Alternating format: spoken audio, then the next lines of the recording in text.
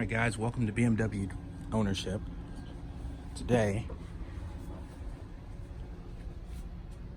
crankcase cover.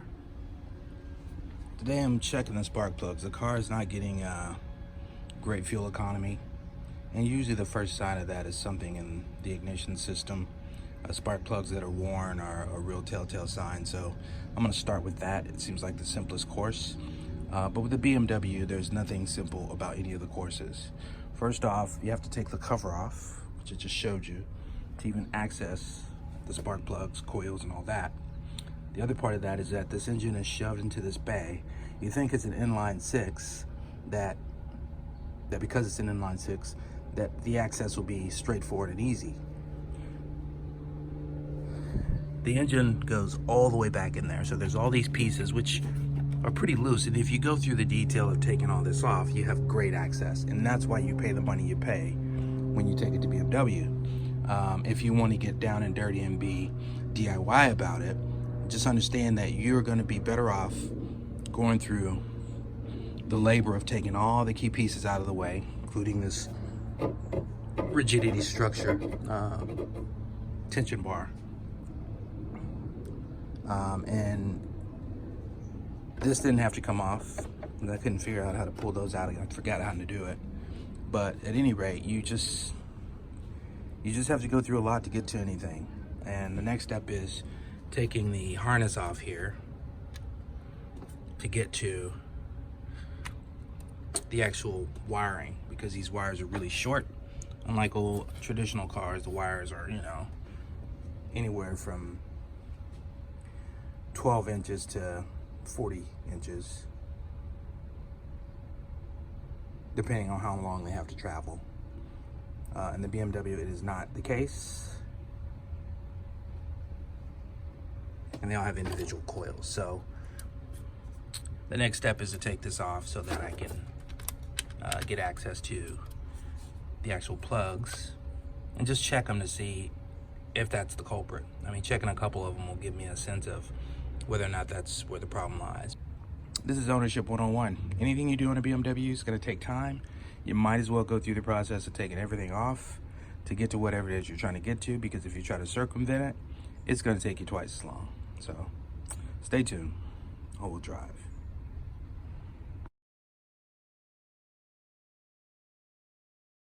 Okay, so looking at one spark plug that I was able to get out, it's pretty old, pretty worn.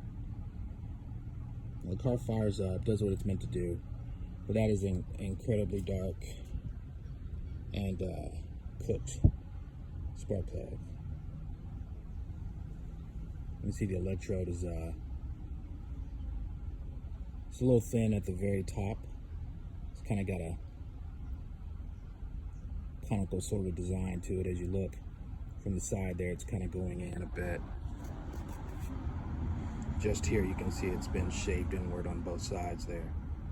You can see that really well, but yeah, so the fire's arcing up and just wearing down. So this is a pretty worn plug.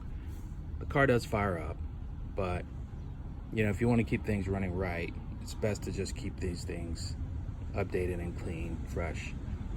This is not the worst I've ever seen in a car, but this is definitely a sign that the car's not burning the way it should. So if one looks like this, you might as well do them all, whether the others look like it or not. It is good to check them all just to make sure all the cylinders are firing consistently. It's a bit of a telltale sign if you're seeing only one plug look like this and all the rest are clean. It's not something you want to witness, but there you go. Now, one really good thing about the way that the wiring plug system works is you've got these caps that are on top of the actual spark plug and coil. So this is a release mechanism. So as you are trying to get it out, that locks it in. When you want it out, you push this up and it detaches it, and you just slide that off. You do need to take this off, which is the harness, just so you can have room, because these don't have a lot of play in them. But that is a very good and ingenious solution, so that it's not as cumbersome to deal with, but you still have to get this loose just so you can have room to move this out of the way. But that's a plus. Good on you, BMW. coil itself, this guy. And it's not that you can't probably get this at most auto stores, but you're probably going to have them order it. They're not going to just have this sitting around, most likely. So I would go to like a Bavarian Motorsports is no longer in business, but there's a site that it'll redirect you to if you go to their site. So if you need genuine parts or the best aftermarket part for a BMW product, you can go to a site like Bavarian Auto. You can just type that in. I think it's called ECU tuning or EC something tuning. But anyway, you'll probably have to order this. All right, so one other thing I'm going to take off is this air box. And this is to your cabin filter, which I've taken out, but this makes it easy to get to the last plug at the back. While it seems like this is all pretty cumbersome to take all this equipment off, it really makes the job a lot easier. So you take an extra 10 minutes to do this, and it saves you a huge amount of time and a lot of headache avoidance by just doing it. It's just some, Torx bits along the edge here. Take those out and that piece slides out. You got to unclip this section here, which holds the hose that you see there, and it just drops down and that slides out. Trying to get that coil out from the very rear bank is really difficult, and you won't be able to pull it out far enough because it's kind of long. So you do need to take that off in order to get back there. Trying to wiggle it out and jimmy it is just going to be a pain, and then you know what? It's going to take you way longer to do this job, and you're going to be annoyed when you're done. So just go ahead and do all that. I'll take that off in a second. I wanted to show you the difference between the plugs. So picked up the new plug. You notice they're completely different. This is a NGK on the left, and I read some blogs and it said that NGK was a really good option. People were talking about iridium versus this piece here, this particular part. And I think the iridiums are the cheaper, which is ironic. You think iridium would be more because it's meant to be more long lasting, but I think when you're talking performance, long lasting doesn't necessarily play into it. So this is the dual tip. This is a Bosch on the right, and the place I went to more or less it's kind of a one-off shop. It's not a typical AutoZone, and they will most likely offer up whatever came with the product. So the Bosch is a direct replacement, and if you look, they're pretty much identical other than the electrode. It's a little different on the Bosch, a little more raised with a smaller conducting element, whereas this one has this huge piece on the left, the NGK. Now I don't know what that's going to do in terms of performance and whatnot, but I think the fact that they're both designed in the same way, I don't think you could really go wrong. I think it's a preference thing, but I don't mind going with what came on the vehicle, so that's kind of what I did. So we'll get that on in a second. I just wanted to show you this piece, and always make sure that when you take all the screws and nuts out, you take care to be mindful and meticulous about getting them, because you drop something in this engine bay, good luck trying to get it back. I've got a magnetic tool, but if you don't know where the piece fell, a magnetic tool is not going to do you very good if you don't know where to look, because you can't just pick up randomly. I mean, you can wiggle it around in an area, but if there's metal, it's just going to stick to whatever's closest. So just mind your P's and Q's, take your time, and just pay attention to the details so you don't end up having to go replace something so specific as this from BMW. You could probably find another one, but getting threads right, that's an exact science. So anyway, that's where we're at. All right, here we go. Filter housing is up and out of the way. Here it is on the ground. And look at this access.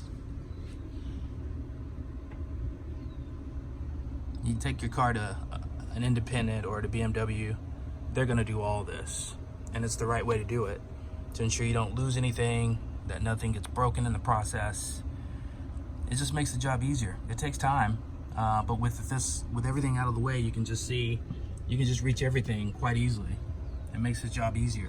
I once had an E90 330 sedan, which is an 06 model, and the valve cover gasket had started to leak on it. And I decided to do that myself because valve cover gaskets are pretty simple in most cars. And I didn't take all that off. And one of the things I found is that when you replace these particular bolts, they are so fine that once you take them out, you have to replace them with new ones, because the threads, they lock once is sort of the idea behind what they do, or what BMW uses in terms of material for these items. But anyway, I remember doing that job, and I did not take that filter, or that air filter box off, or the cabin filter box off, and I had to like maneuver the thing out, and then I was scared that I didn't get the gasket on properly because it kept scraping and pushing, and it took me way longer than it had to just to do it. Taking this off and taking off the at least this side of the strut tower bracket, 5 minutes, and then I can get to everything I need to do. So, advice: do it right, take everything off, save yourself some pain. Really good rules of thumb: 1, always wear gloves. You're gonna scrape and scratch your hand against everything going on in here, trying to loosen and move things around or read something. And nothing sucks more than scratching your hand when you're trying to work on a car. Well, there is something that sucks more, but just wear gloves. Second thing, when you're dealing with screws and nuts and bolts, always take the gloves off. As good as these gloves can be to have, these textures on the end and touch, when you're trying to take these things out or put these things in case of this guy, which I had to remove to get to the last spark plug here, or coil, had to take a few screws out. What they look like is this: extremely tiny.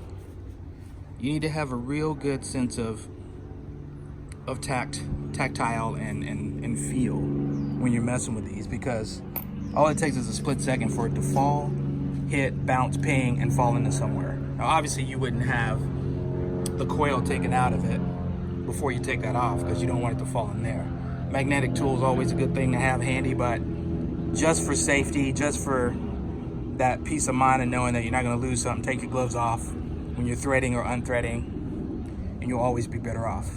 Last rule of thumb: when you're dealing with something that requires you to contort yourself to get to everything you're working on, in the case here, this very last spark plug, start with the back.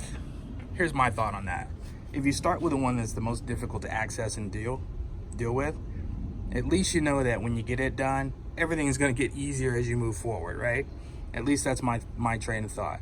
And I'd rather have something as simple as this when it's close at the end, so I can feel like I'm actually getting to the end, rather than doing all this and going, oh, that wasn't so bad, getting to the end and finding out I got to take 2 more things off, and I can't get the right position with my hand to get in there and pull the thing out. Taking that one out took a couple of minutes, but just thought I'd share that with you. It's always easier to go hard to easiest than it is to go easiest to hard. The job will seem longer and you get frustrated, you're tired, and you just don't have the patience that you would if you start the other way. So just keep that in mind. All right, well, everything is back together. Cover's back on. Harnesses are all back attached.